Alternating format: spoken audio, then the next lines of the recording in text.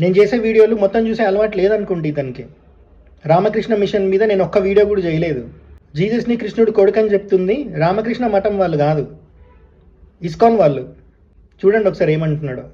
ఈ మధ్య సనాతన ట్రావెలర్ అనే ఒక వ్యక్తి మన హిందూ ధర్మంలోనే ఉన్నాను అని ఆయన చెబుతూనే తరచూ కొన్ని వివాదాస్పదమైన మాటలు చెప్తూ ఉన్నాడు. అలానే కొన్ని ఇష్యూస్లో ఆయన ఇరుక్కున్నాడు. అందులో ముఖ్యంగా మనం చూస్తే రాధా మనోహర్ స్వామితో కొన్ని గొడవలు, అదేంటంటే ఇస్కాన్ మీద, లేకపోతే రామకృష్ణ మిషన్తో కూడా కొన్ని గొడవలు, అంటే ఇలా ఇలా ఉన్నాయి అని చూపిస్తూ కూడా ఆయన చెప్పాడు. రామకృష్ణ మిషన్లోకి వస్తే ఈయన చూపించినవి ఏంటి అంటే శ్రీకృష్ణుని కొడుకుగా యేసుని చూపిస్తూ వాళ్ళు కొన్ని పుస్తకాలు రిలీజ్ చేశారు అని. ప్రూఫ్లు పెట్టే మాట్లాడడం చేత కాదా? క్లియర్గా చెప్పిన వీడియోలో ఇస్కాన్ అని చెప్పి. రామకృష్ణ మిషన్ ఎందుకు వచ్చింది? శ్రీమద్ భాగవతం అజామిలో పాఖ్యానంకి సంబంధించిన వృత్తాంతంతో ఒక అట్ట కవర్ వేసి ద్వితీయావకాశం అనే బుక్లో జీసస్ని కృష్ణుడు కొడుకని రాసుకున్నారు. ఇంకొక దాంట్లో కృష్ణుడు పైన ఆశీర్వదిస్తుంటాడు, కింద జీసస్ ఉంటారు, Jesus the son, Krishna the father అని ఉంది.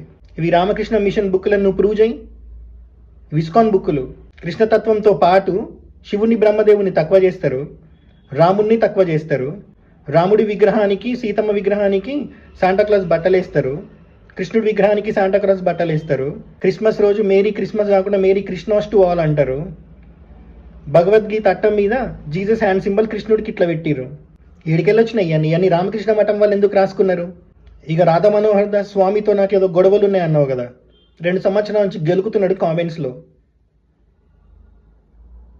మరి మీరు గెలికినప్పుడు నేను రియాక్ట్ అవ్వద్దా? అయినా క్రిస్టియన్స్ని తిడతా ఉంటావు, కన్వర్జన్స్ ఆపడానికి ఏదో ట్రై చేస్తున్నా అంటావు. మరి నువ్వు ఫాలో అయ్యే సంస్థలో ఇట్లాంటివన్నీ రాసుకున్నారు, నువ్వు క్వశ్చన్ చేయాల్సింది వాళ్ళని కదా, క్రిస్టియన్స్ మీద పడి ఎందుకు ఏడుస్తావు అని చెప్పి వీడియోలు చేసిన. తప్పేముంది? ఇక్కడ రామకృష్ణ మిషన్ ఎందుకు వచ్చింది? రాధా మనోహర్ దాస్ స్వామి అన్నావు కదా, లంజల బైబుల్ అని, జీసస్ని ఎల్లని బూతులు తిట్టొచ్చా స్వామి? ఈ ఆడియో క్లిప్ విని ఒక అమ్మాయితో ఎట్లా మాట్లాడుతున్నాడు, ఐ లవ్ యూని అంటుండు. ఇదా స్వామి? ఫీలింగ్ అది నా క్వశ్చన్. ఎందుకంటే గ్యాప్ చాలా ఉంది కదా. నీ ఏజ్ ఎంత? 24. నేను I don't know. రాయి నా మీద 30 ప్లస్ 30 60 60 కాదే బాబు, ప్లస్ అంటే డబల్ కాదే, 40 ప్లస్ అది కాదు. అంటే నీకు అసలు మూడు ఎలా వచ్చింది ఒకేసారి డామని?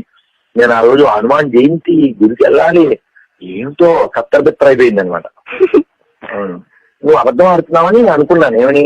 నాకు బాలాజీ అంటే ఇష్టం, సాయిబాబా అంటే ఇష్టం అంటే ఇది ఖచ్చితంగా లైంగ్ అనుకున్నాను. కానీ ఇప్పుడు నీ మాట వింటే అబద్ధం కాదని అనిపించింది. నేను చెప్పరా?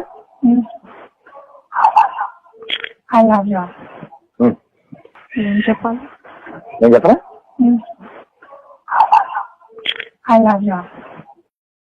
ఇలా వల్ల ఎవరైతే అసలు సన్యాసులు ఉంటారో, సత్యందు వాళ్ళ జీవితం మొత్తం న్యాసం చేసిన వాళ్ళు ఉంటారో వాళ్ళకి ప్రాబ్లం. దీని గురించి నేను మాట్లాడుతుంది.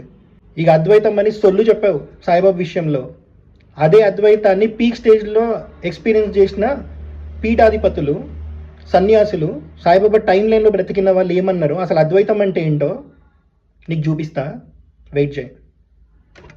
హర హరం మహాదేవ.